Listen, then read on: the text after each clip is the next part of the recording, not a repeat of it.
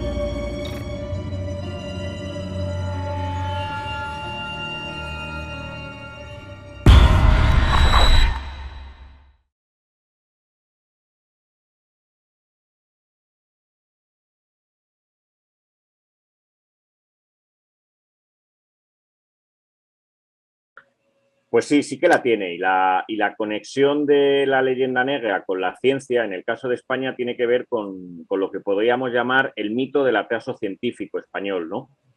Si la leyenda negra proyecta una imagen oscura sobre España, ¿no? Generalmente ligada a la Inquisición, a las masacres en América, en lo que toca a la ciencia, pues lo que nos viene a proyectar es la imagen de una España que no habría aportado nunca nada en cuestiones científicas o tecnológicas. Esta conexión, este comienzo de la conexión entre la leyenda negra, por un lado, y por otro lado la ciencia, arranca en el siglo XVIII, con lo que se llama la polémica de la ciencia española, cuando un ilustrado francés, Masson de Morvilliers, en la Enciclopedia Metódica, escribe un capítulo dedicado a España y en él dice que España es la nación más ignorante de Europa. Claro, el problema es que la historiografía posterior hizo suya, esto es algo que ha estudiado, pues, por ejemplo, Roca Barea, Iván Vélez, hizo suya esta especie de visión ilustrada de que el mundo católico ha sido siempre hostil, pues, a la ciencia y en particular, pues, dentro de ese mundo católico, España. El problema es que este mito, el mito del atraso científico español, llega hasta nuestros días y, por ejemplo, no hace mucho, José Manuel Sánchez Rom, catedrático de Historia de la Ciencia y que está sentado en la academia, pues decía en una entrevista en ABC que España no perdió el tren de la ciencia, sino que nunca lo cogió. Claro, luego en su último libro, El país de los sueños perdidos, matiza esto, pero fíjense cómo la primera respuesta que da tiene que ver precisamente con eso, con lo primero que recuerda es la leyenda negra y el mito secular del atraso científico español. Pues la respuesta es que sí, desde luego, y esa época corresponde básicamente al siglo XVI, cuando en el Imperio Español y también en el Imperio Portugués se sientan las bases, las raíces de lo que luego será la Revolución Científica. La razón de que se pongan en España y en Hispanoamérica, en lo que es el Imperio Español, las bases o las raíces de la Revolución Científica tienen que ver con el descubrimiento de América, con el factor América.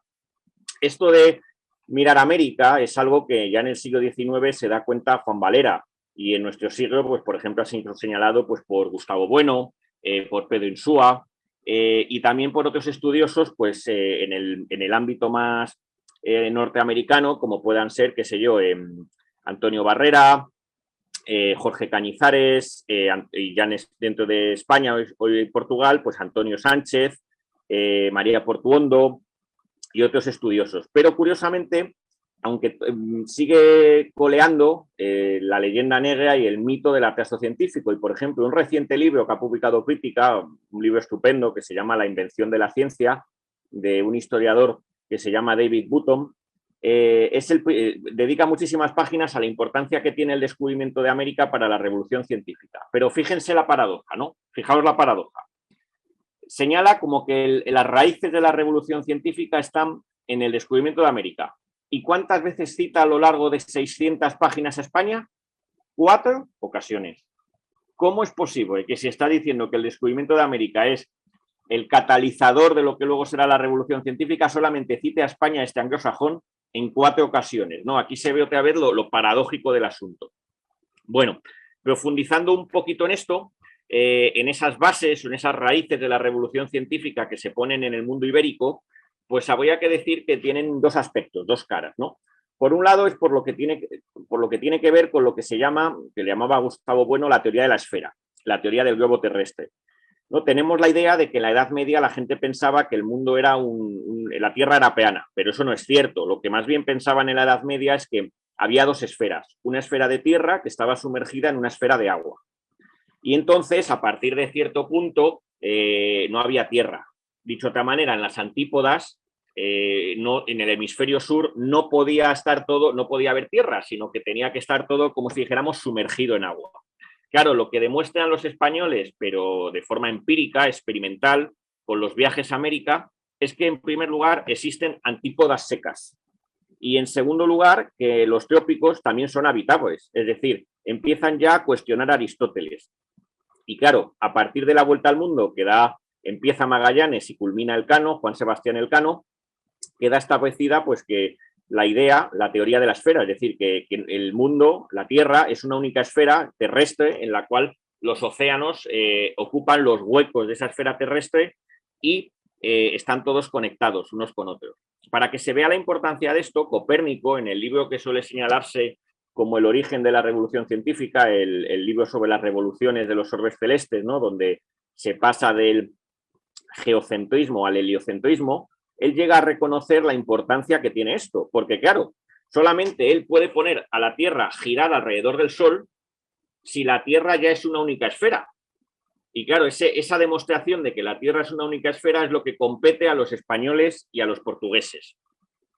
Entonces, por un lado, tendríamos esto, ¿no? Este aspecto, esta cara de esa raíz de la revolución científica en el establecimiento del globo terrestre, que es precisamente lo que contestaba Juan Valera, ¿no? A los negrolegendarios en el siglo XIX, en algún discurso de recepción en la academia. Pero por otro lado es que tiene que ver con que el debate entre antiguos y modernos, el comienzo de la modernidad, se plantea en España, ¿no? Con personajes como Pedro Mártir o como el padre Acosta, que son conscientes de que los españoles están haciendo cosas con las que nunca hubieran soñado los griegos y los romanos, ¿no? Lo que también contribuye a sepultar la filosofía aristotélica.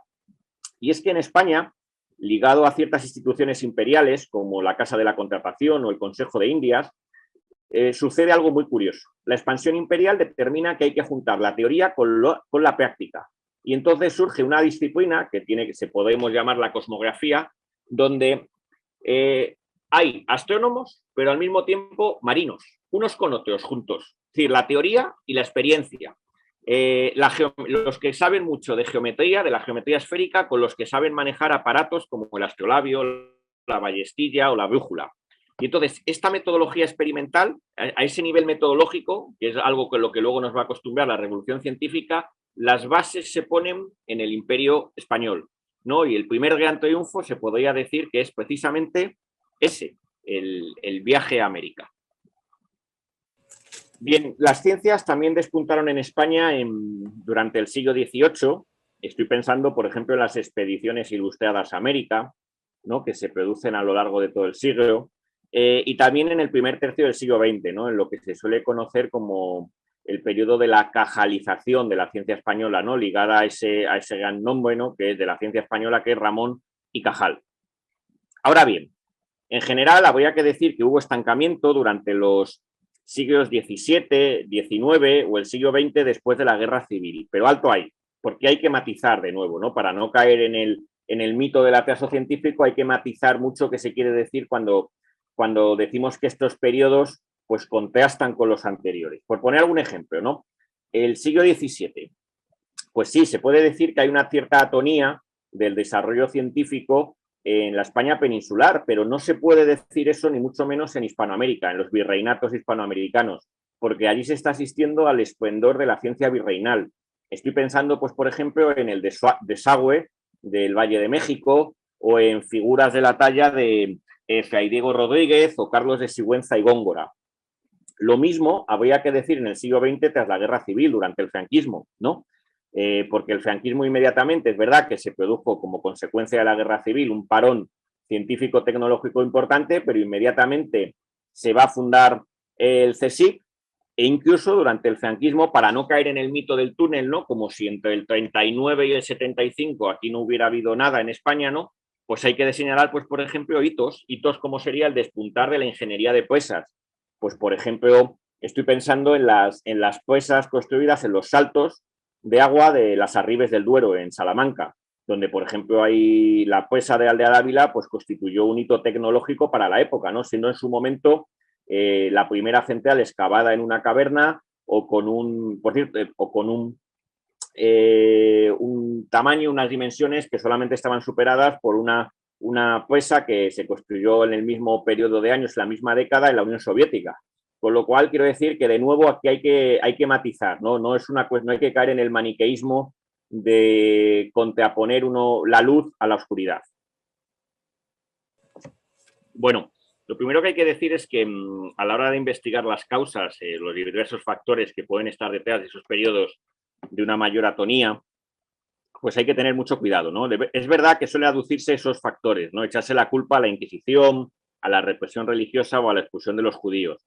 Pero yo creo que esos factores hay que decir que no, ni mucho menos. En primer lugar, ¿es que los judíos acaso no fueron expulsados también de otros países y antes de que lo hicieran los reinos hispanos? En segundo lugar, se habla de la Inquisición, pero ¿es que acaso fuera de España no hubo una mayor intolerancia religiosa, sobre todo en los campos protestantes, para con los católicos que dentro de España? Aquí, por poner un ejemplo de la vigencia todavía de estos factores, aunque los matiza mucho en su reciente libro El país de los sueños perdidos, Sánchez Rom, aunque ya digo que los matiza, ¿no? Y no cae en esa fácil contraposición maniquea entre un catolicismo intolerante y un protestantismo abierto, ¿no? Y basado en la libertad, ¿no?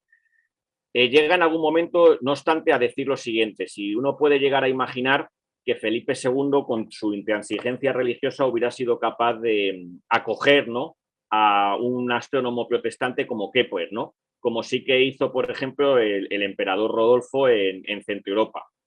Claro, aquí parece como que el emperador Rodolfo es el tolerante y Felipe II es el intolerante. Claro, cuando el emperador Rodolfo era tolerante con los protestantes, porque la mayor parte de sus reinos en aquel momento los protestantes tenían tal fuerza que él los toleraba porque no tenía otra. Quiero decir que es aquello que siempre decía, bueno, de que uno tolera a otro cuando el otro tiene la suficiente fuerza como para hacerse respetar. Por lo tanto, hay que tener mucho cuidado con dar este tipo de ejemplos. Aparte de que al ejemplo de Kepler, ¿no?, lanzado contra Felipe II y el catolicismo, enseguida se le puede contraponer otro ejemplo, Miguel Servet, ¿no?, que acaba siendo quemado por Calvino. Entonces hay que tener mucho cuidado, ya digo, con acudir a los factores religiosos, sobre todo porque esa Inquisición que se ve que estaría detrás del parón, pues del parón científico y tecnológico en el siglo XVII en España, pues ¿es que acaso no afectaría también a los literatos, a los poetas, a los novelistas, a los dramaturgos? Y sin embargo en España es en el momento en el cual estamos en el siglo de oro. Con lo cual hay que tener mucho cuidado, ya digo, con apelar a esos factores. Por otro lado, otro factor, otra explicación que suele darse del estancamiento de la ciencia española, ¿no?, que tanto había brillado en el siglo XVI, es el talante demasiado aplicado de la ciencia española. Esta explicación, diciendo como que la ciencia española es una ciencia ras de suelo, ¿no?, excesivamente dirigida a la navegación, por ejemplo, ¿no?, como que no fue capaz de remontar ese nivel, ese plano totalmente técnico, ¿no?, o empírico, y remontarse a lo que sería la ciencia teórica, ¿no? Claro, esta explicación, que es una explicación clásica, a la que acude también Menéndez Pelayo, y que luego en España pues ha popularizado Sánchez Rom, y que también asumen otros investigadores internacionales como María Portuondo, pues de nuevo hay que tener mucho cuidado, ¿no? Porque, de nuevo, ¿cómo es posible que ese talante en exceso aplicado que se echa en cara a España luego es el que se ponga en valor en Inglaterra, ¿no? Con Bacon, que decía que el poder de la ciencia venía a ser dominar en la naturaleza, ¿no?, el trabajar en el mundo. Entonces, ¿cómo es posible que lo que es malo en España sea, sin embargo, bueno en Inglaterra, ¿no? Sea bueno, pues, por ejemplo, para el desarrollo de la filosofía experimental de Bacon, ¿no? O cuando, por ejemplo, en uno de los trabajos clásicos sobre estos temas, el trabajo de Robert Merton, la tesis de Merton, ¿no? Tenía dos caras, ¿no? En una, es verdad que es algo que ya está muy superado, que era una que decía como que el puritanismo protestante, ¿no?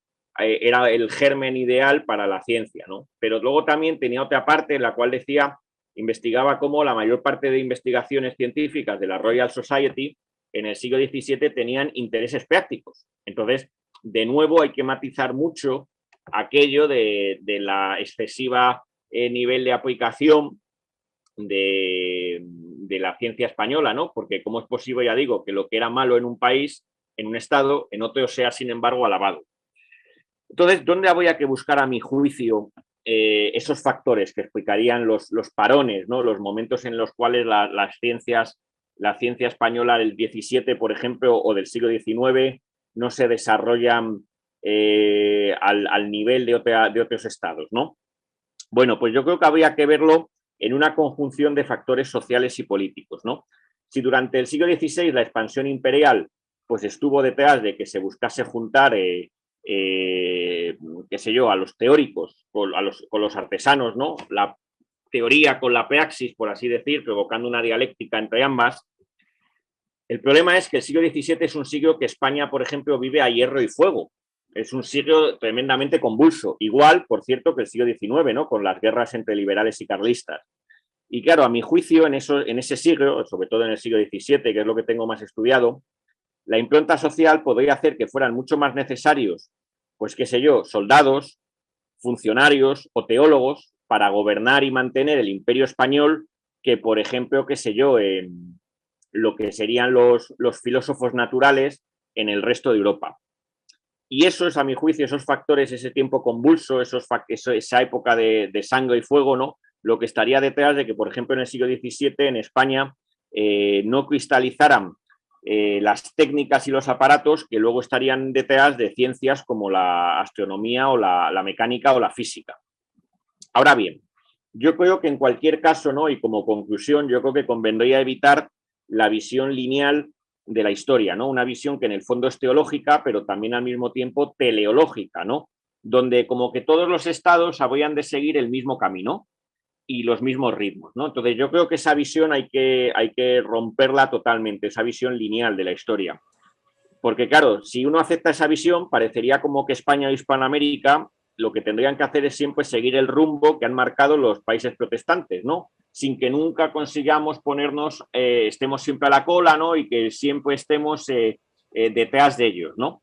Pero claro, es que resulta que esa idea de que España está detrás solamente se puede aceptar si uno acepta esa visión lineal de la historia, donde los que marcan el rumbo son los países del norte de Europa, los países protestantes, que son precisamente los que crean básicamente y difunden la leyenda negra.